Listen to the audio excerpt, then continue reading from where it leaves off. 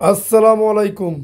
বিশেষ গণবিজ্ঞপ্তি নিয়ে যা জানালেন এনটিআরসি চেয়ারম্যান আমিনুল ইসলাম, বিস্তারিত জানতে সম্পূর্ণ ভিডিওটি মনোযোগ সহকারে দেখুন।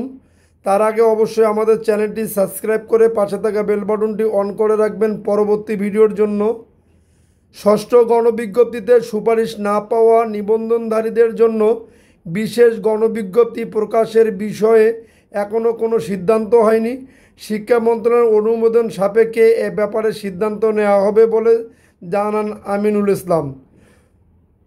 সোমবার আলাপকালে এসব কথা বলেন বেসরকারি শিক্ষক নিবন্ধন ও প্রত্যয়ন কর্তৃপক্ষের এনটিআরসি চেয়ারম্যান আমিনুল ইসলাম।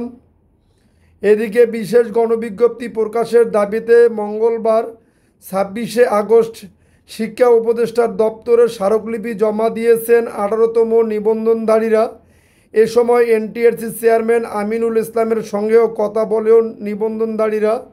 শিক্ষা উপদেষ্টার দপ্তরে জমা দেওয়া স্মারকলিপিতে তারা বলেন, 2023 সালের 2 নভেম্বর 18তম বিজ্ঞপ্তি প্রকাশের সময় 18,65,719 জন আবেদনকারীর মধ্যে প্রিলিমিনারি লিখিত ও মৌখিক পরীক্ষার মাধ্যমে সর্বোচ্চ মেধার স্বাক্ষর রেখে 60,521 জন প্রার্থী চূড়ান্তভাবে উত্তীর্ণ হন।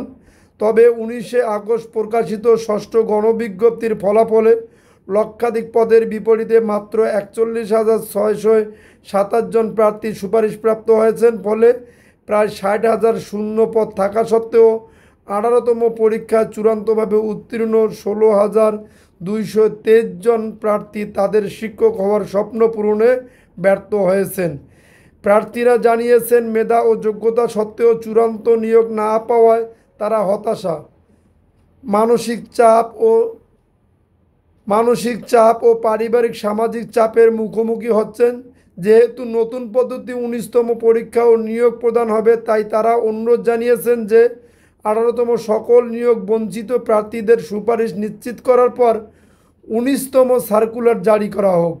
নিবন্ধন প্রার্থীরা স্মরণ করিয়ে দিয়েছেন, 2022 সালের 6 ফেব্রুয়ারি শিক্ষক সংকট নিরসনে 15,163 জন প্রার্থীর জন্য বিশেষ গণবিজ্ঞপ্তি প্রকাশ করা হয়েছিল। তাদের দৃঢ় বিশ্বাস, এবারও 60,000-এর অধিক শূন্য পদ পূরণের জন্য এনটিআরসি কর্তৃপক্ষ বিশেষ গণবিজ্ঞপ্তির মাধ্যমে 18তম পরীক্ষায় উত্তীর্ণ 16,213 জন প্রার্থীর নিয়োগ প্রদান করবে। যদি আপনাদের ভিডিওটি ভালো লেগে থাকে তাহলে অবশ্যই আমাদের চ্যানেলটি সাবস্ক্রাইব করে পাশে থাকা বেল বাটনটি অন করে রাখবেন পরবর্তী ভিডিওর জন্য।